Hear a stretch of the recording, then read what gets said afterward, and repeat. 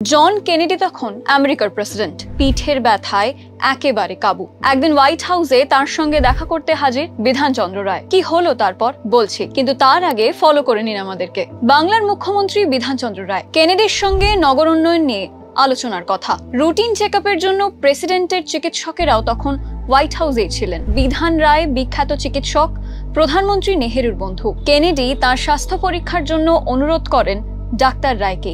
কথায় কথায় কেনেডি বলেন, দ্বিতীয় বিশ্বযুদ্ধের সময় সাবমেরিনের দুর্ঘটনায় পিঠে চোট লাগে, সেই ব্যথা সারেনি। বিধানচন্দ্র কেনেডিকে কিছু ওষুধ লিখে দেন, দেখিয়ে দেন কিছু ব্যায়ামও। রাজ্যের জন্য আমেরিকা এবং রাষ্ট্রপুঞ্জের অর্থ সাহায্যের প্রতিশ্রুতিও আদায় করে আনেন। দেশে ফিরে আমেরিকার প্রেসিডেন্টের চিঠি পান বিধান রায়। চিঠিতে কেনেডি লেখেন, বিধান রায়ের পরামর্শে তিনি পিঠের ব্যথা থেকে অনেকটাই আরাম পেয়েছেন। ডাক্তার রায়ের বয়সে গিয়ে তিনিও যেন একই রকম কর্মক্ষম থাকতে পারেন, সেবারের সাক্ষাতে ইচ্ছে প্রকাশ করেছিলেন কেনেডি।